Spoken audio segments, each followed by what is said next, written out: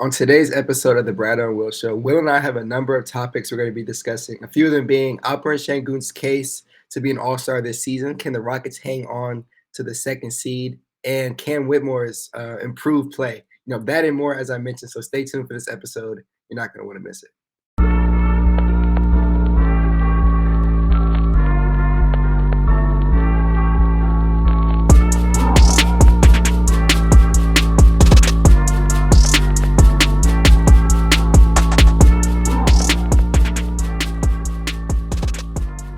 All right, and welcome back to the episode of the Bradeaux and Will Show. Y'all heard Brad in the intro.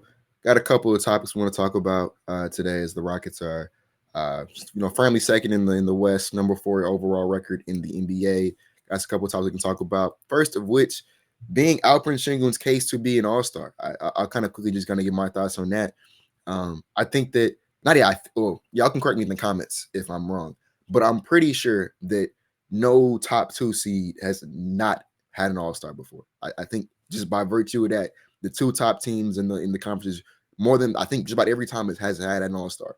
So I think we would be one of, if not the first team to ever be a top 2 seed in the conference and not have an All-Star. So offers, I think we're going to get one. I think that this is something I know. Alperen Şengün on NBA.com's MVP ladder is currently number 8, and everybody else on that list is, one, MVP candidates, but 2, guys who are going to be All-Stars, like non-debatable guys who are going to be All-Stars.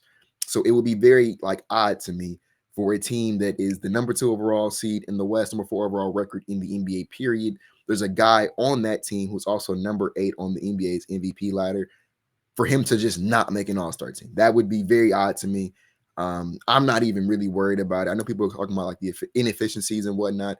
I think that despite his inefficiencies, he's still been extremely impactful. I think all the advanced numbers back that up. I know we're not, everybody's not big advanced numbers people, but the advanced numbers all support that he's still, despite the inefficiencies, he's still the best player on this team. He's still the most impactful player on this team for the most part. It's probably either him or Amin at this point. And I don't think Amin has the per game. He didn't even start enough. So I don't think he has the production numbers wise to get into the game. So yeah, I think it's gonna go to Şengün. I think that he deserves a spot. I think he's played at an All-Star caliber level this season. I think he for sure played at one last year as well. I think he should represent Houston in the All-Star game. I agree with Will. I do think he should represent Houston in the All-Star game. To his point, I don't know if a top 2 seed has ever not had an All-Star. This doesn't seem right. The Rockets are this good for a reason. Yes, they have a stacked team, but Alperen Şengün is the head of the snake. He's averaging 19, 10, and 5, 1.3 steals. Much improved defender. Yes, the efficiency is now, I believe, 53.8 true shooting percentage. It's a lot lower than his normal average. But even with that, you would want to see him in the All-Star game. He's definitely talented enough to make it. With that being said, though, I do know there's a lot of talented players in the Western Conference, and there's a lot of talented reserves left over. And if you look at the amount of reserves, I believe I listed them out. There's probably 6 for not even. There's probably 11 reserves I can see making the All-Star game. Only 7 can make it. Even if Luka Doncic is still hurt with his injury, I think it'll be tough for Şengün to get in. Being realistic, I want to see him in there. I hope they vote him in. It's up to the coaches at this point. And I hope, I've heard us talk about this, other people talk about it, that Jalen and Şengün, they could take votes away from each other if coaches vote for Şengün or Jalen. But we'll see what happens. Again, Şengün should definitely be an All-Star. He's deserving. If not this year, then next year. Hopefully, he gets that efficiency back to where it is, and he'll definitely make it in. Because I don't see Houston. He's making the team, bro. I'm dropping the take down. I'll bet anybody he's making the team. I'm not even remotely worried about it. No, he's gonna make the There's no way that the guy who is 8th in MVP odds right now. There's no way that guy who was also. I know fan voting doesn't have anything to do with it, but he finished 6th in fan votes. 6th in fan votes.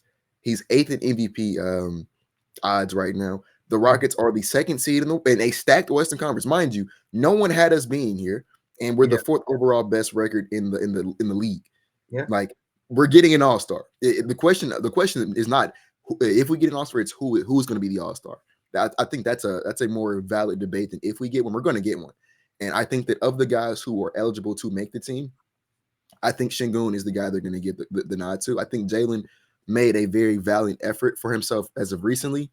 I think with him, it might have been a little too late. I think if he didn't maybe like a month earlier, it would have been a real discussion. I think waiting till like January to really like make that strong push, I think it's not enough sample size for him to make a strong enough argument for it.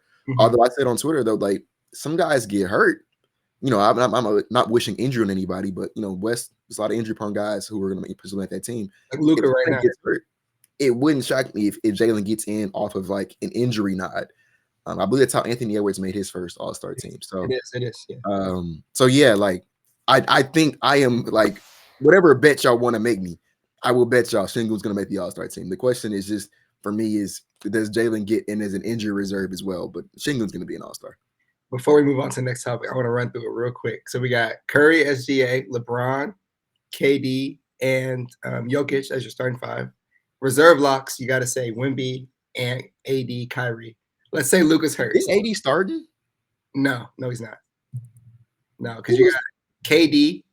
Oh, it's KD and Jokic, huh? So 4 locks off the bench, right? You got Wemby and AD, Kyrie. Again, we're going to assume Luka is not playing.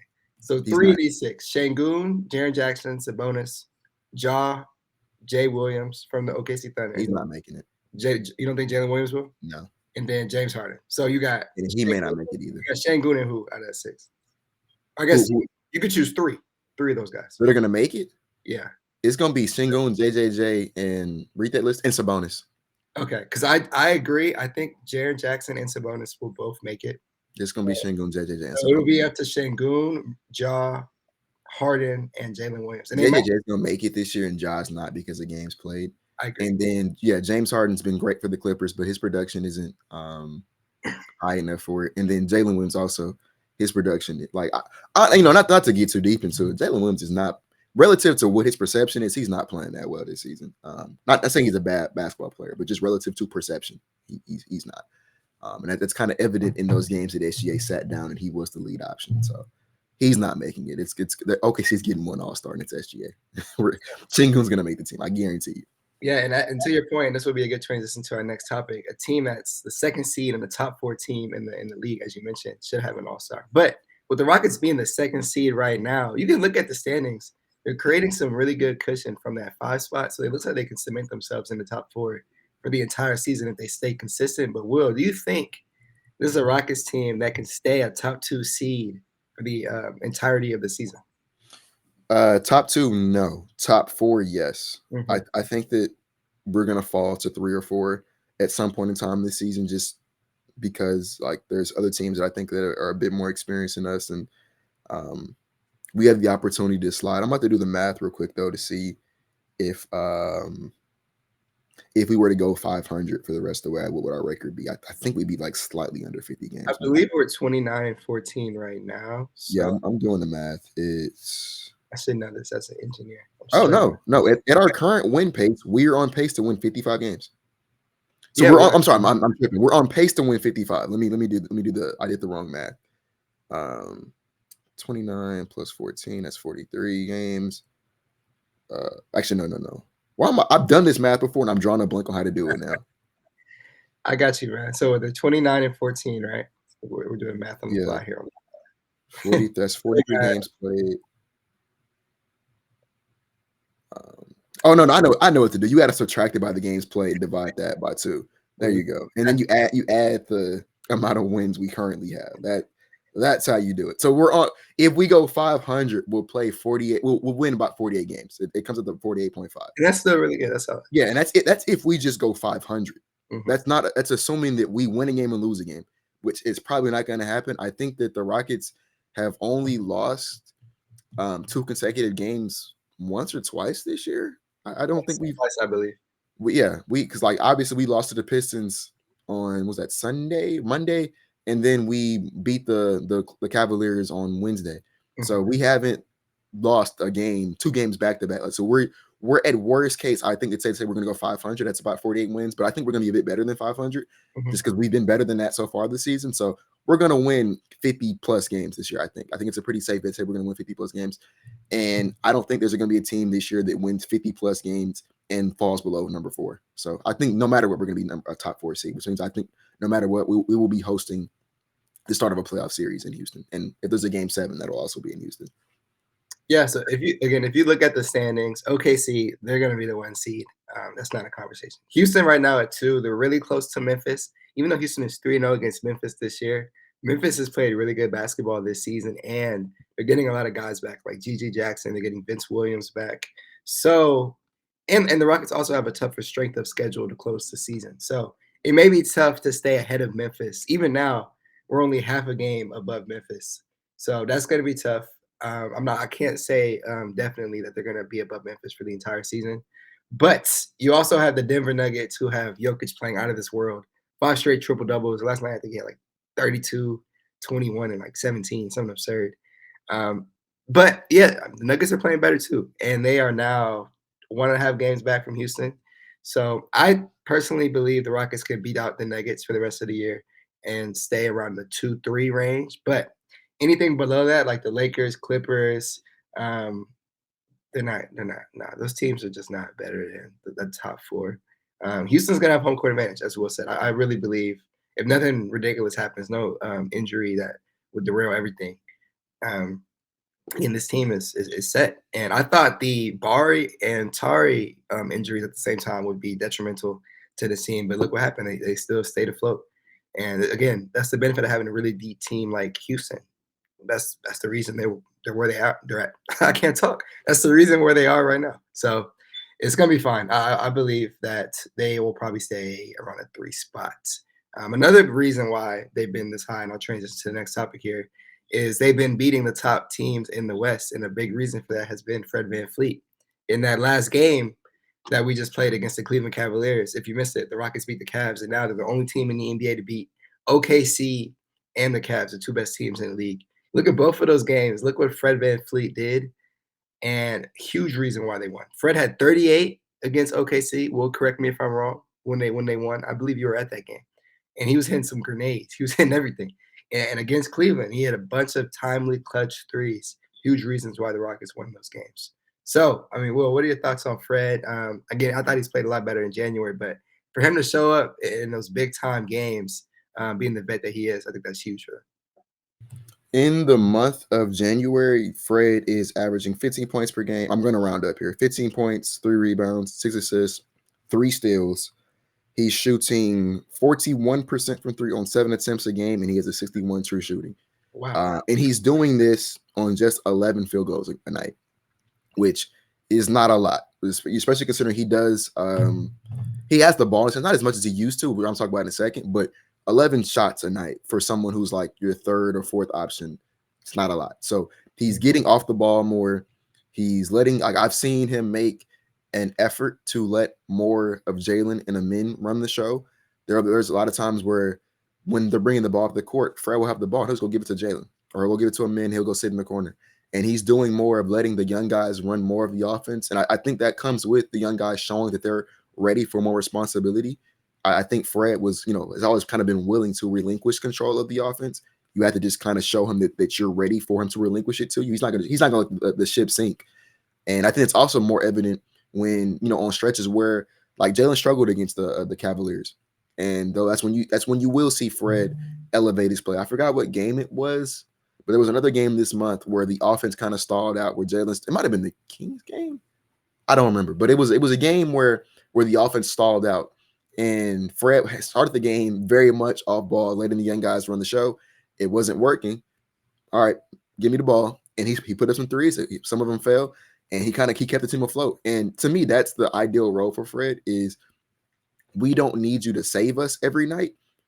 We have other guys who can step up and can perform at those levels. But if they're not doing that, okay, yeah, I'm fine with you launching your threes. I'm fine with you dominating the ball. But only that when we need you to do. And that's what he's been doing. Like, he's only been dominating the ball when we need him to. When we don't need him to, he's very much embracing the role off ball. He's very much embracing the spot up, catch and shoot, support role. He's playing good defense. I think people kind of need to be a bit louder about how good Fred has played recently, because he got a lot of flack for how he played early in the season. It was justified because he wasn't playing well. Mhm. But now he's playing efficient basketball. He's buying into a new role, and he's thriving in that role. And I think the team is better for it. And I think people should be equally as loud as they were when they were criticizing him, now that he's embracing it. Like, he's not the problem, right? Like, we're winning games, but like, if there is ever a problem with the team and how it's moving, it's not Fred right now. Yeah, and Will makes a great point. What Fred has done in January, it's beneficial to this team going forward. The splits are 44, 40, and 86. He's averaging 15 and 5.5 assists and 2.6 steals too. Again, everything has been really solid from what he's done, and that's the role he needs to play the rest of the year. And as we've talked about on previous podcasts, a big part of that is Jalen Green stepping up, even though he's kind of slowed down the past 2 games. Not something we're worried about. A reason why it's not even a topic on our list today. Not worried about that. But Fred doing what he's doing now is really going to help this Rockets team. And to his point, Fred will only start jacking shots if the offense isn't looking cohesive and no one has it going. Then Fred will go into that takeover mode. But he tried to do it against Detroit when Detroit lost, or when the Rockets lost to Detroit. He had 5 threes in that game, and he tried to take over, and again, just didn't work out. Awful game from Houston. But yeah, love what Fred's been doing. Huge part of Houston's success. And to transition to the next topic, the guy that we hope can take Fred's role eventually is Reed Sheppard. And to me personally, I don't know what's going on with Reed right now. He had a good stretch in the G League and came up to Houston. I want to say he may have played garbage time like twice and hasn't seen anything yet. I would have preferred personally that they send him back down to the G League if he's not going to be getting minutes with the main team. So yes, Houston has a tough stretch, and it's tough to bring him into games like, oh, we're playing Memphis. Oh yeah, we're playing Denver. Oh yeah, we're playing these teams. Um, I understand it. Udoka's trying to win games, and if Reed isn't ready, then he's not ready. But again, I'd like to see him get some burn, and if not, I'd like to see him in the G League getting his reps in. What would you say, Will? I would have never brought him back up, or like I would have brought him back up because I think the G League went on they were like 6 day 3-4 day break, Yeah. something like that. I would have sent him right back down. I don't see why he's here, honestly. And I think I said that in the podcast when we were talking about him. Like, I just leave him there because he's not gonna play unless you have a guaranteed role for him. Which at this point in time, I don't think he's played well enough to deserve one. Just keep him in the G League, and I don't think that's necessarily a bad thing. I don't think that means he's a bust or I'm not worried about Reed. I'm not selling any Reed Sheppard stock. I think he's just in a really difficult position as a player where you need to adjust to the game speed of the NBA, but you doing so is gonna look ugly at first, and we're a team that's trying to win games, and that doesn't really work. Like if he was on, I'm not gonna say the Steven Silas Rockets because that wasn't basketball, but if he was on a version of the Rockets that wasn't trying to win as many games, I think he would. Obviously, we'd be out there on the court a lot more, and I think he would be up to game speed by now, and I think he would look better by now. But the fact that he can't, he's playing 10 minutes one night, then he's playing 13, then he's playing 8, then he's not playing at all, then he's playing 7. Like that's just, what I'm saying? And you don't even know. He might play in the first half and won't see the court at all in the second half. And on top of that, you're also playing with the mentality of if I mess up, I'm sitting down. So now you're not even playing comfortable. You're not playing free. It's like that's a difficult position to be in as a player. And so it doesn't really surprise me that he's struggling with that role. And so yeah, I would just send him to the G League. Just let him have build as much confidence there as he can, and then maybe give him a second league after the All-Star break. If it's still not there, you know what I'm saying? That's fine. Like he can reset and come back next season. Like I'm not tripping if this is kind of like a red shirt year for Reed, considering like he's number 7 of 7 very talented young guys. It's unfortunately not going to be enough minutes for everybody to play 20 plus minutes a night when you have this many, high picks on the same team. Right. And to that exact same point, the Rockets have a lot of high profile guys coming off the bench right now. And one of those is Cam Whitmore. Cam Whitmore has been playing really good since coming back from the G League. And that's very encouraging. What Cam has done, and I could talk about a few things Cam has done that's been really solid. I think his processing has been better. Yes, we know who Cam is. Cam he's a guy who's going to put up a ton of shots. You can go out there and watch. He's been making a lot better basketball plays, and he had a huge play, and I forget the game, but it was the close of third quarter. He drove in and dished it out to the corner for a 3, and it was probably I think it was the Memphis game. It was the Memphis game. Cam made a really nice play, and if you watch him, he's made a lot of really smart passes recently. His defense, more importantly, has been much improved, and that's the reason why he has cemented himself into this rotation. 20 minutes a night since coming back from the G League. That's a guy who was, he wasn't getting minutes over Reed to start the season. Now he's going to be getting those minutes. It looks like come playoff time. So again, that was kind of to my Reed point. I hope to see Reed get into the rotation come playoff time. I don't know if it's realistic. It's probably going to be a 9-man, 8-man for sure. I mean, we'll see what happens with a man if they keep him in the starting lineup. Pronounce a ton of topics. We'll see. But again, just looking at the top 8, 9 guys on the team, he pretty much had to beat out Aaron Holiday. Holiday's not even playing minutes right now. It's Jason Tatum over him. So again, just get him in the G League, get the reps up, and hopefully he can come to form. But as a whole, it is encouraging to see what Cam Whitmore has been doing. We had him and Tari as our list of topics. That kind of says some things about Cam. What were your thoughts on Cam, man? He's been shooting over 40% on 5 attempts a night and playing good defense. I mean, not much. I think he's been it's a process with Cam. So like I don't really know what to make of it on such a small sample.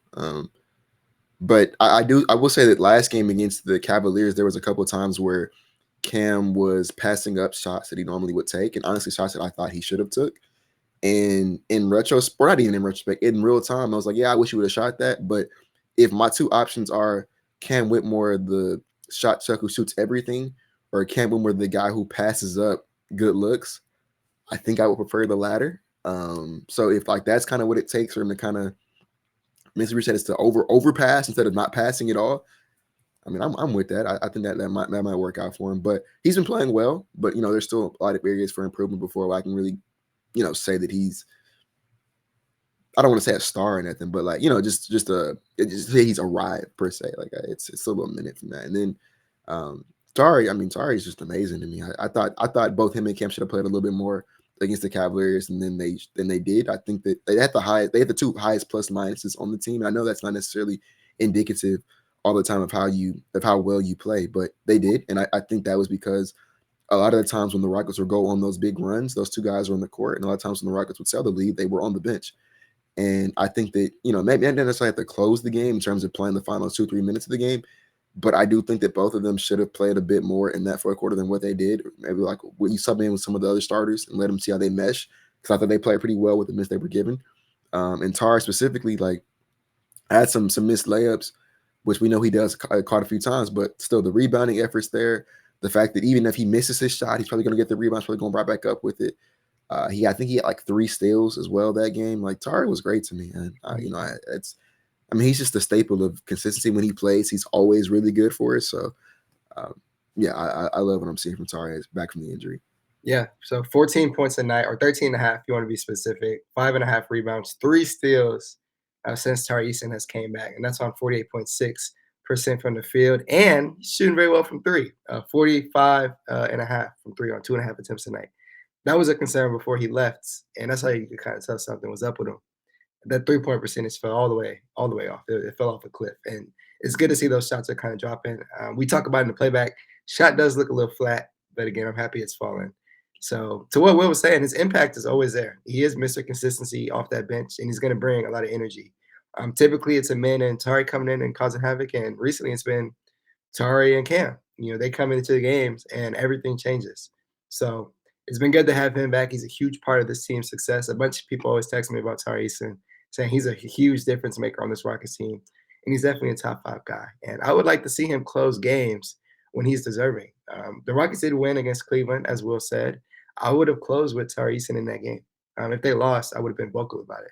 Tari was a plus 20 going into that fourth quarter. He left around the 8-minute mark, and yeah, it was a stressful final 8 minutes. They won the game, thankfully, but I would like to see him play more minutes if he's dominating the way he was. Defensively, on the glass, everywhere. He was everywhere. He's an impact guy. Again, that's a guy you need closing game if he is deserving of doing so. Another topic we can discuss. We had 6, so we only have a few left.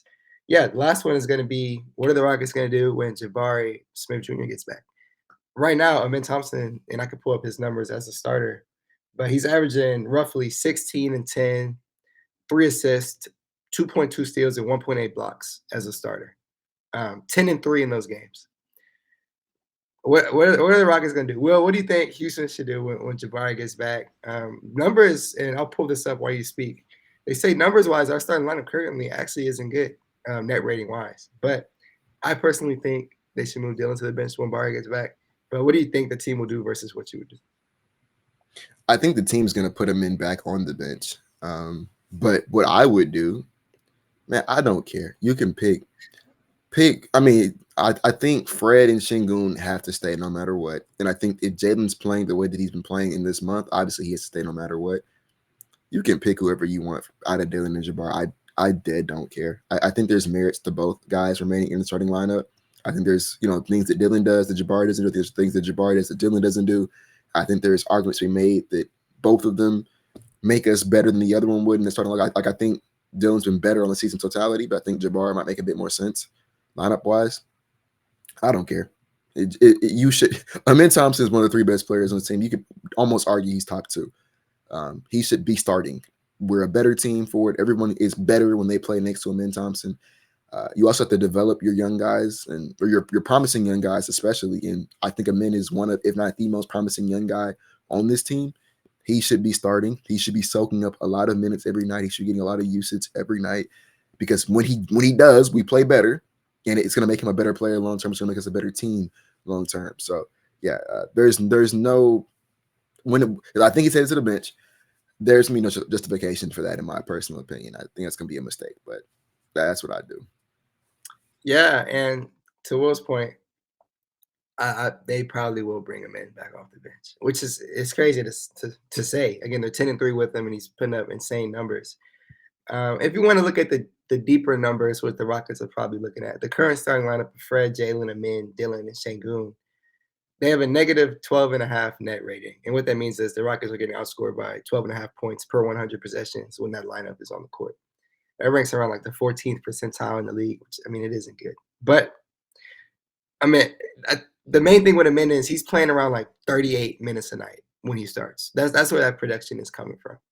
And he's not going to be playing 35 plus minutes off the bench unless Ime just decides to out of nowhere. I'd like to see him get 35 plus if he's coming off the bench. If that's what they decide to do, then cool. But yeah, when Jabari does come back, I personally would have Fred, Jalen, Amin, Jabari, and Şengün. That would be my lineup of choice. And if you're curious about that net rating, it's actually a -2 per 100 possessions. But I would still go with that lineup.